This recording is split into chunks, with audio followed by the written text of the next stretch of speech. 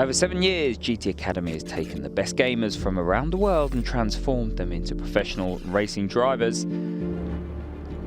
Winners have gone from virtual to reality, competing around the globe, winning podiums and racing in the top class at the biggest races on the planet.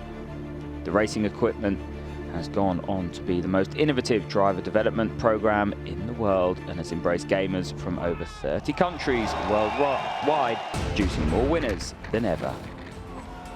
But there have been errors, crashes and failures. For every podium, there has been retirements. Not every winner at GT Academy has made the grade. This year, to make sure they succeed, we will follow the team as GT Academy goes back to basics.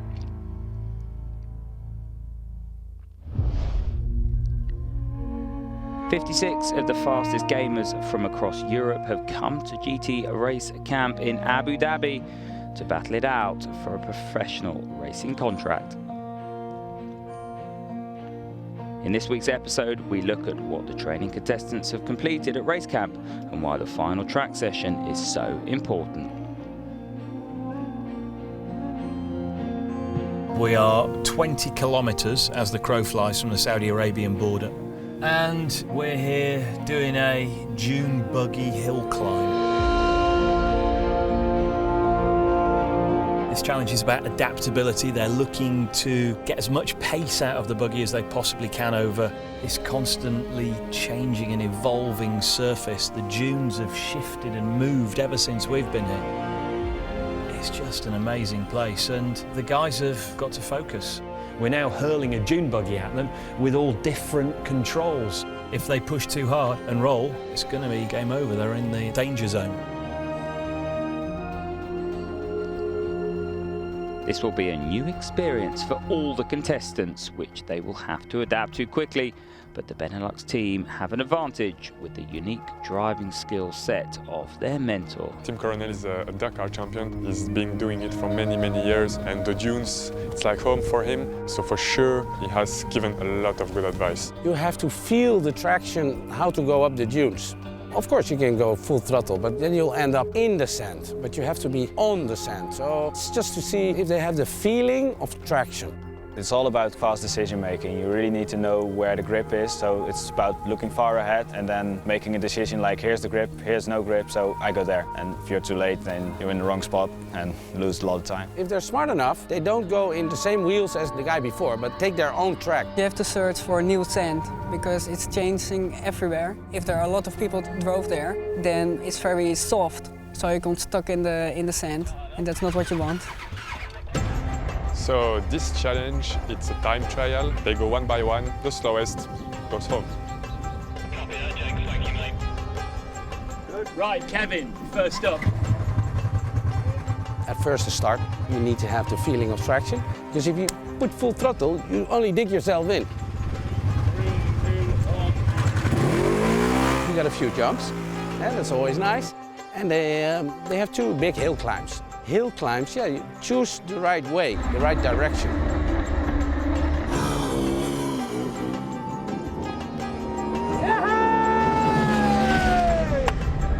And the time, 29:65. Anything under 30 has been pretty good in practice, so that's excellent.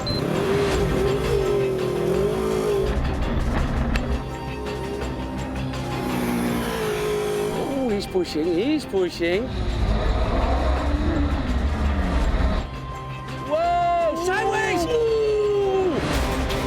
The centrifugal clutches on these buggies mean that if they bog down, they get too sideways, it digs in. They're going to come off the corner slowly, and when you're coming off corners onto a steep slope, you're going to go up it like an asthmatic ant.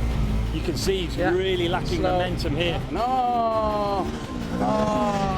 Second and a half slower. No, almost 2 seconds. Almost 2 seconds. Just caught the front wheel, you saw the buggy fold under him. As soon as you lose momentum, It's over. okay, last man, let's see what he's got.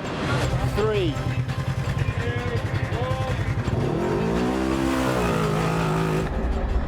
Hey, this is a good start, huh? Super aggressive off the start. You hear the ref.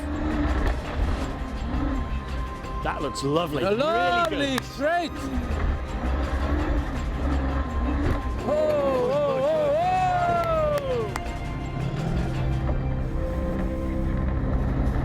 if he lifted at the bottom, that's going to cost him time for this final sector here for sure. Well, the three competitors have all completed their runs and nervously await the results to see who has recorded the slowest time and who will It be was really going close. home. Only 1/10 of a second difference. Sander, you're going home. It's a long walk home. Yeah. The two surviving gamers go back to Yas Marina to compete their final day of training.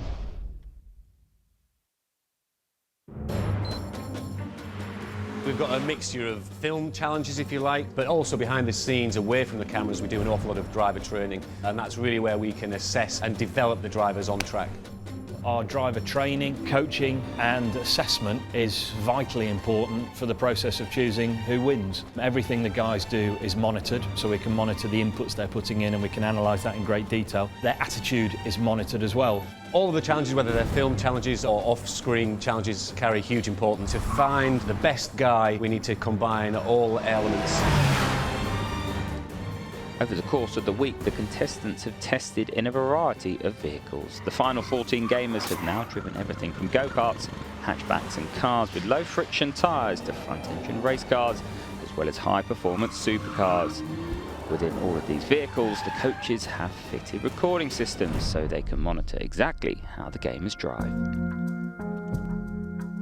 We're putting some video V-Box systems into all of the cars so that, as well as accompanying the guys on track and getting a good feel for how they're driving, we can review their sessions. You can see exactly what they're doing, and then you can actually show them exactly what they're doing wrong. I feel like we're a little bit sort of in no man's land here. I want to be a bit more positive at this corner here. We can see where they accelerate, where they brake, how fast they're going through, minimum speed in corners, everything. They can't hide from it. So if we wait until the car's absolutely straight, well, you're kind of down here, really. It gives you video so you can review in case they're not quite on the correct lines in any particular part of the circuit, but it gives you GPS speed, gear selection, and when we get more advanced, we start incorporating brake pressures, throttle percentages, etc., etc.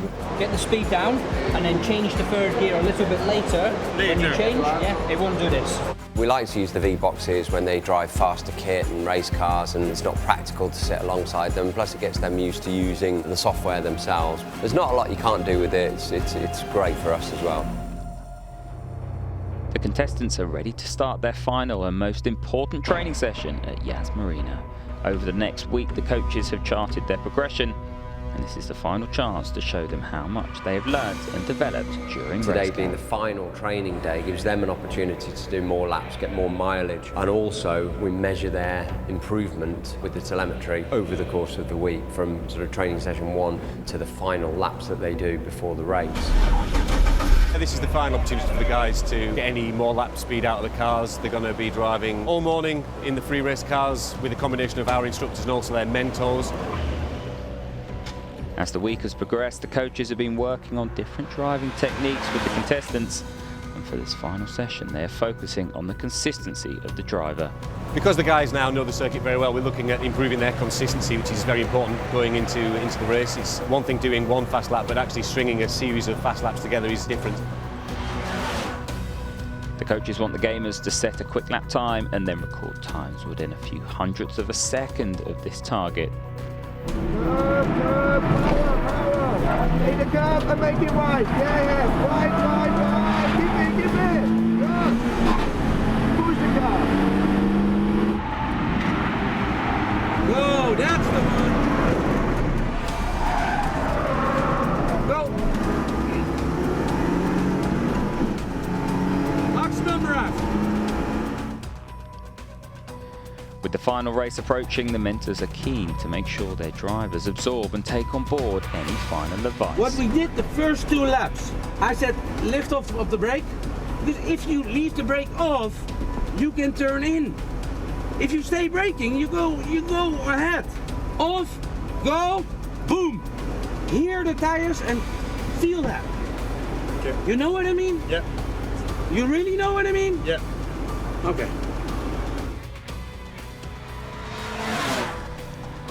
The gamers are trying to make Every lap counts, and some have continued to improve their times, but the coaches must utilise the data from throughout the week to chart their progression, as the biggest improvements doesn't always mean that they are the best drivers The vast on majority have found some lap speed. Some have found over a second, so their lap speed is very, very impressive indeed. Some of those gains, or lack of gains, have been quite surprising. But then when you actually look at the experience of some of them, it seems like the less experienced drivers obviously have learned more, they've really absorbed everything, so their rate of progression has been much higher. Doesn't necessarily mean they're better drivers because they've improved at a quicker rate, they just had more to learn to get there. To help the mentors and contestants examine their data, Red Bull's F1 engineer and chief technical officer Adrian Newey is also studying the lap times from the final coaching session. Of course, one of the things they haven't come across so far in the gaming world is looking at data. So they have overlays compared to their compatriot from the same country, so they can see where they're faster, where they're slower. The progress here today on that has been very good. He's analysing what they're doing and having the gamers interacting with a genuine legend from the world of motor racing. Just fantastic. The extensive knowledge he has of drivers, especially at the top end of motorsport, is incredible. I think for me, one of the key attributes for a driver is always the ability to come in, describe what the car's doing, where they feel they can gain lap time by improving the balance of the car, and of course to also work with the engineer to see how they can improve their driving. And once they've done that, to be able to actually go out there again and translate that on the track, to not simply listen but do it. With the final advice from the F1 legend, the gamers' training at Abu Dhabi comes to an end. They must now bring everything they have learnt at race camp together, a ride along with their mentor to prove to them why they should make it to the final race of GT Academy. So join us next week, where we'll see how the mentors decide who will reach the final and who wins GT Academy 2015.